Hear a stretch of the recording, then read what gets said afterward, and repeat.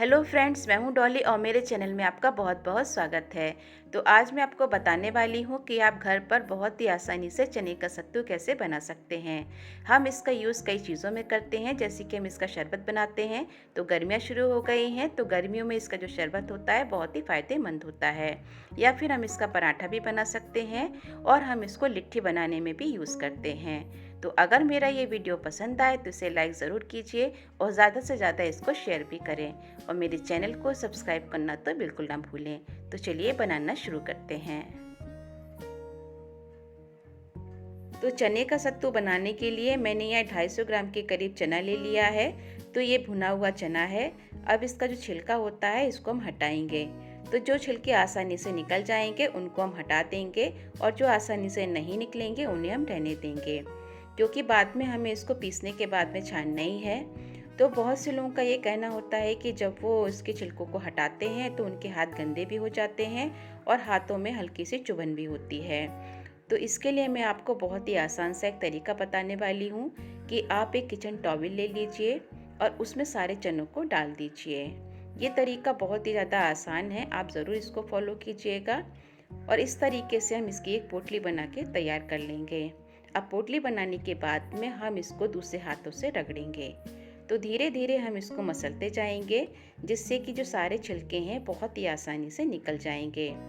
तो ये जो ट्रिक है वो आप मूंगफली के छिलके हटाने में भी यूज़ कर सकते हैं। तो बस आपको उसके साथ में भी यही करना है कि मूंगफली को भूनने के बाद में उसे एक कपड़े पे डाल लीजिए और उसकी पोटली बना लें और फिर उसे हाथों से रगड़िए। तो आप देखेंगे कि आपके जितने भी मूंगफली के छिलके हैं वो आसानी से निकल गए हैं।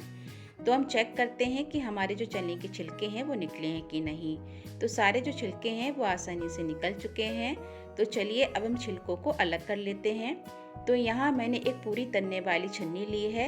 ये ट्रिक भी बहुत ही ज़्यादा आसान है, क्योंकि जब हम छिलकों को हटाते हैं तो हमारा जो किचन टॉप है पूरा गंदा हो जाता है और जब किचन टॉप गंदा हो जाता है तो उसे साफ करने में हमें बहुत ही ज़्यादा दिक्कत आती है। तो इस ट्रिक से क्या होगा, आपका जो काम है वो भी आसान हो जाएगा और जो आपका किचन टॉप है वो भी गंदा नहीं होगा। तो मूंगफली के छिलकों को हटाने में भी आप इस ट्रिक का यूज़ कर सकते हैं। तो इस ट्रिक को ज़रूर फॉलो कीजिएगा, ये बहुत ही आसान सी ट्रिक है। तो देखा आपने कितनी आसानी से सारे छिलके अलग हो गए। तो देखा आपने कितनी आसानी से हमने सारे छिलकों को अलग कर लिया और इससे ना तो हमारे हाथ गंदे हुए हैं और ना ही हाथों में चुभन हुई और ना ही हमारा जो किचन टॉप है वो गंदा हुआ। तो यहाँ मैंने कुछ छिलकों को रहने दिया है। चलिए अब इसके बाद में हम इन चनों को पीस लेंगे। तो मैंने यहाँ एक मिक्सी का जार लिया है और इसमें हम चने को डाल देंगे। तो इसका हमें अब महीन एक पाउडर बना के तैयार करना है। ये बहुत ही आसानी से पिस जाता है, इसे पीसने में बिल्कुल भी दिक्कत नहीं आती है। तो चने को हमने पीस लिया है और इसके बाद में हम इसको चेक कर लेते हैं कि अच्छे से पिसा है कि नहीं। तो चना हमारा बहुत ही अच्छे तरीके से पिस चुका है और इसका जो महीन पाउडर है वो भी बनके तैयार है। तो अब इसके बाद में हम इसको छान लेंगे। तो इसके लिए मैंने एक महीन जो बारीक आटा छानने वाली छन्नी होती है वो ले ली है। अब इस सारे पाउडर को हम इसमें डाल देंगे और इसको हम छान लेंगे।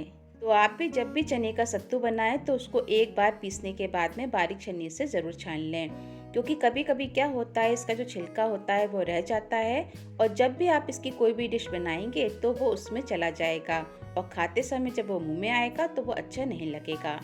तो यहाँ हमने सत्तू को बारीक पीस लिया है और इसको छान भी लिया है। तो ये देखिए हमारा कितना महीन सत्तू बनके तैयार है। और पीसने के बाद में आप इसे एयर टाइट कंटेनर में रख दीजिए और ये 3 महीने तक बिल्कुल भी ख़राब नहीं होगा। आप चाहें तो इसका सत्तू का शरबत बना के पी सकते हैं या फिर इसका पराठा भी बना सकते हैं या फिर जब हम लिट्टी बनाते हैं तो हम उसमें भी इसका यूज़ कर सकते हैं। तो एक बार आप इसको घर में बना के ज़रूर देखिए, क्योंकि इसे बनाना बहुत ज़्यादा आसान है। कम मेहनत और कम समय में ये बनके तैयार भी हो जाएगा और आपको 5 मिनट भी नहीं लगेंगे इसे बनाने में। जब आप बाहर का सत्तू लेके आते हैं तो उसकी जो क्वालिटी होती है वो भी अच्छी नहीं होती और उसमें मिलावट भी होती है। तो एक बार आप इसे घर पे बना के ज़रूर देखें। तो मेरा ये वीडियो आपको पसंद आया हो तो इसे लाइक ज़रूर करें और ज़्यादा से ज़्यादा शेयर भी करें और मेरे चैनल को सब्सक्राइब करना तो बिल्कुल ना भूलें। तो फिर से मिलूंगी एक नई रेसिपी के साथ में, तब तक के लिए bye bye and take care.